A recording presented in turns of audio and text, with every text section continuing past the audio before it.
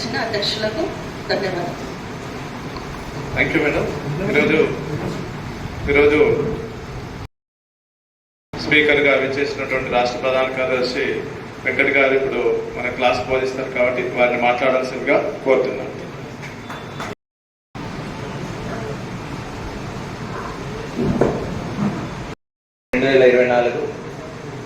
ఉపాధ్యాయులు ఉన్నది. మీడియా కూడా పనిగట్టుకొని ప్రభుత్వ పాఠశాలల్లో జరుగుతున్న నిర్వీర్యపు చర్యలను పసిగట్టాల్సిన పరిస్థితిలో ప్రభుత్వ ఉపాధ్యాయుల మీదనో ఇతర అంశాల మీదనో ఒక నెగటివ్ కోణంలో ప్రచారం జరుగుతున్న కొన్ని మీడియా సంస్థలు కూడా ఉన్న పరిస్థితిని మనం చూస్తూ ఉన్నాం. పాలకుల అణిచివేత అంటే విద్యారంగం యొక్క విధ్వంస చర్యలు పెరుగుతున్న క్రమంలో మరి ఎక్కువ కాలం సర్వీసులో ఉండాల్సిన మీరు ఈ బళ్ళు బతకాలి, ఈ బళ్ళలో మనం ఉండాలి, మనం ఉంటేనే మన సమస్యలు, మన హక్కులు, మన ఆకాంక్షలు. అభినందనలు.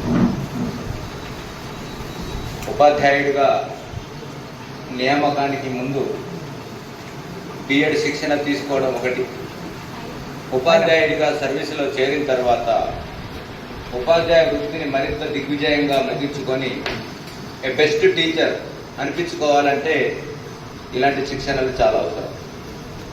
అందుకే మనం బిఎడ్లో నేర్చుకుంటాం, teacher is always a learner. B Ed అయిపోయిందంటే పరీక్షలు అయిపోయిందంటే ఉపాధ్యాయుడు అయిపోయినట్టే కాదు. మనం డిఎస్సి రాయాలి, మెరిట్ సాధించాలి, సెలెక్ట్ కావాలి. కాబట్టి వాళ్ళు ఈ శిక్షణ ఎందుకు అంటే ఉపాధ్యాయ వృత్తి రావడానికి కోసం బిఎడ్ చేశాను తప్ప ఉపాధ్యాయుడిగా మనం ఒక సక్సెస్ఫుల్ టీచర్ కావడానికి ఆ బిఈడి కోర్సు పనిచేయదు. ఎందుకు పనిచేయదు? ఇందాక మిత్రులు చెప్పారు. మనం పనిచేస్తున్న పాఠశాల వాతావరణాన్ని అర్థం చేసుకొని, ఆ పాఠశాలలో ఉండే పిల్లల కుటుంబ నేపథ్యాలు అర్థం చేసుకొని దానికి అనుగుణమైన పద్ధతిలో బోధన చేయగలిగినప్పుడే నువ్వు బెస్ట్ టీచర్ అవుతావు. కాబట్టి టీచర్గా ఏం చేయాలనే రోల్ను నువ్వు డిసైడ్ చేసుకోవడానికి నీకు బిఎడ్ ఉపయోగపడచ్చు. కానీ నువ్వు బెస్ట్ టీచర్గా పిల్లలకు ఉపయోగపడాలంటే నువ్వు నిరంతరం శిక్షణలకు హాజరవుతూ ఉండాలి. అందుకనే చాలామందికి టీచర్స్ కాగానే ఇంకా లైఫ్లో ఒక సెటిల్మెంట్ వచ్చేసినట్టుగా భావన పడుతుంది. కాదు, ఉపాధ్యాయ వృత్తి నిరంతరం అధ్యయనంతో కూడుకున్నది.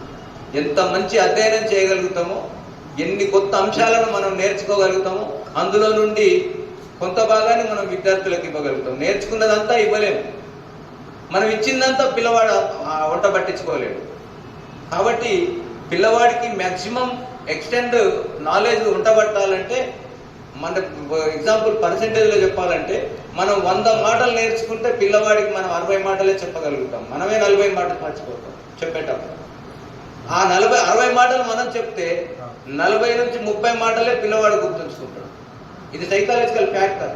కాబట్టి మనం పిల్లవాడికి 50% 60% పైగా జ్ఞానాన్ని పంచాలంటే మనం 100కు పైగా నాలెడ్జ్ను సంపాదించాలనే ఆతురతతో నిత్యం ఉపాధ్యాయుడు ఉంటేనే అతను బెస్ట్ టీచర్గా సక్సెస్ అవుతాడు. ఇవాళ డిఎస్సి 2000 ఉపాధ్యాయులకు నేను ప్రత్యేకంగా అభినందనలు చెప్తున్నాను.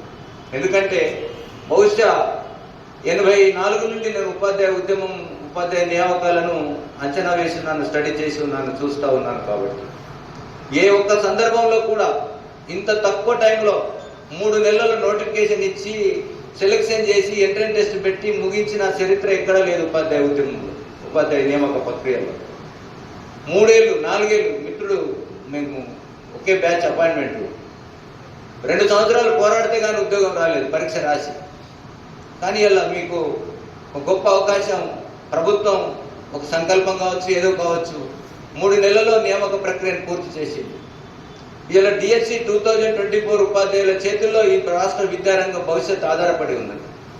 ఎందుకు మీ చేతుల్లోనే ఉంది, మిగతా వాళ్ళందరూ ఏం చేస్తారు సార్ అని మీకు అనిపించవచ్చు. ఎందుకు ఈ మాట చెప్తున్నానంటే మీ చేతిలో ఎందుకు ఉంది అంటే మీరు ఇంకా ఎక్కువ కాలం ఈ వ్యవస్థలో పనిచేసేవాళ్ళు, మిగతా వాళ్ళందరూ రిటైర్మెంట్ కాబోతున్నారు.